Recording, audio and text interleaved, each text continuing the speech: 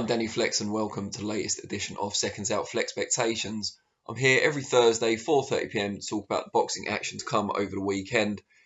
And this week, with so much content going up from America, Radio Raheem at the event, talking to Jake Paul already, and Tyron Woodley, of course, which you can see on the channel, all live now. I'm going to be focusing more on the Brits abroad, the two British fighters making their American debuts on the undercard of the Paul versus Woodley show in Cleveland, Ohio, and obviously their Showtime debuts as well. There's been a kind of slight change in the centre of power in boxing over the last few years. I remember the likes of Nassim Hamid making his American debut and how huge it was, how hyped it was, and the status of that, the fighter from anywhere in the world, not just the UK, but anywhere outside the US making their American debut, has diminished a little perhaps in recent years, but it's still very important. It's still the biggest market for boxing in terms of money that can be made. I know we're doing very well in Britain at the moment with certain fighters, AJ most notably.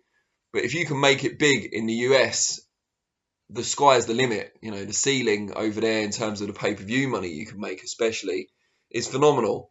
And that may be a long way in the future for Daniel Dubois, the once beaten heavyweight who fights Joe Cusimano on the show. But it could be closer than you might think for Tommy Fury, who's much earlier in his pro career than Dubois, but the younger brother of WBC heavyweight champion Tyson Fury, could be on the verge of a money-spinning showdown with Jake Paul, if both come through their fights on Sunday. Jake Paul is fighting Tyron Woodley, of course. He's been in a war of words with Tommy Fury for quite some time now, and if they were to meet, it would be the first genuine boxer that Paul's fought.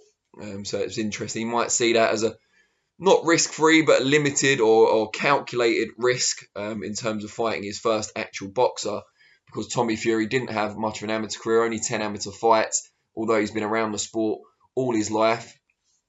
And also just not looked amazing as yet as a pro. Looked devastating in patches and lived up to that TNT nickname.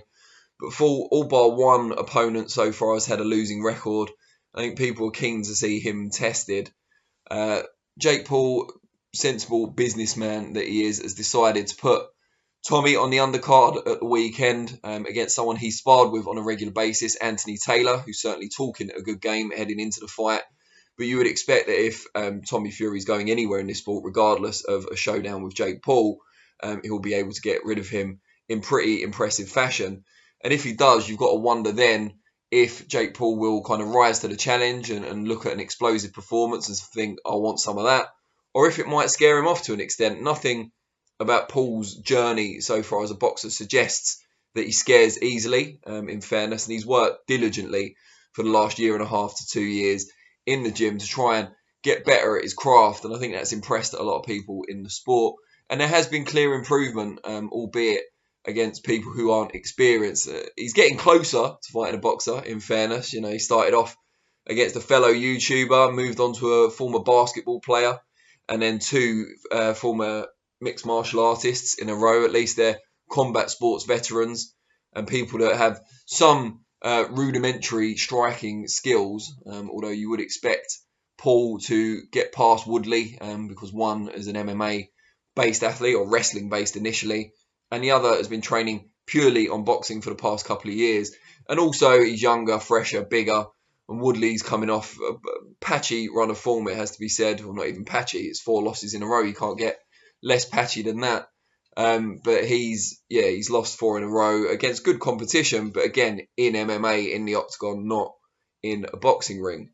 So we look forward to seeing if Paul and Tommy Fury both win, and I expect them to, whether they meet next time out and Paul gets something of a test, an actual boxer.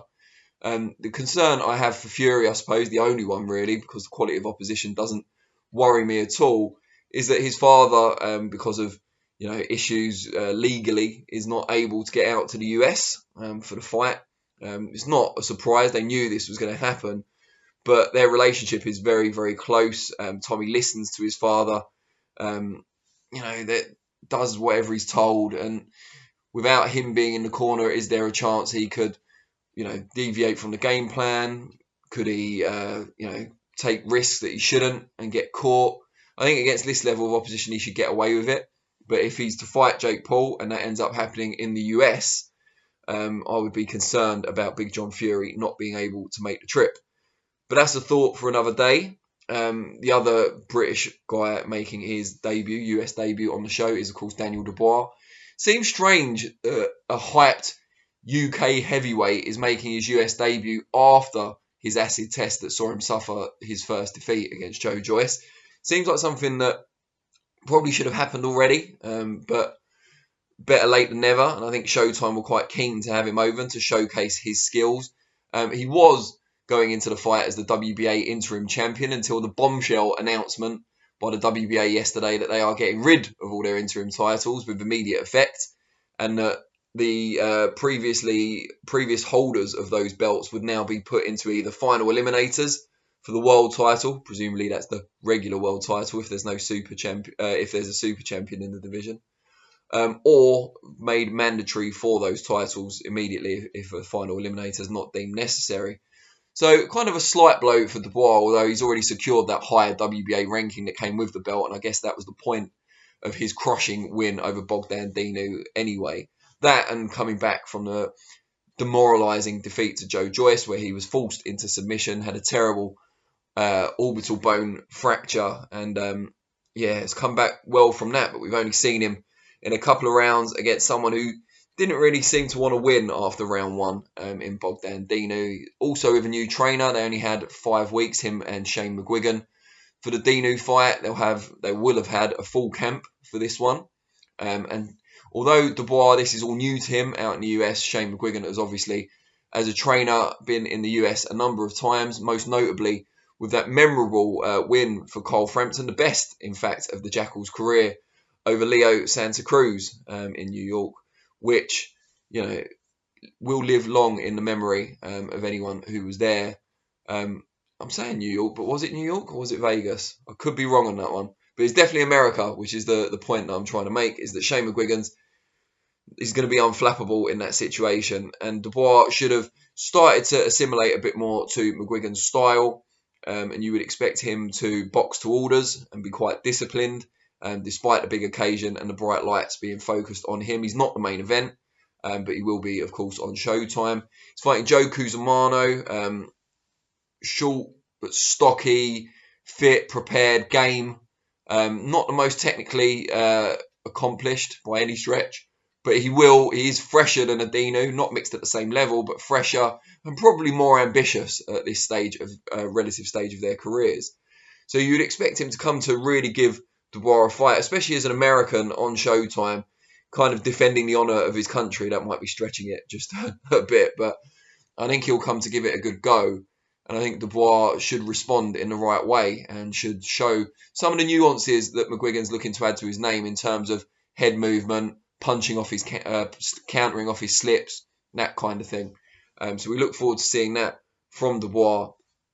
But I want to hear from you guys, of course. What do you make of Tommy Fury and Daniel Dubois? Where do you see their respective ceilings? Who do you think has got the tougher test in Cleveland on Sunday? And what do you expect to see in the ring on the big night itself?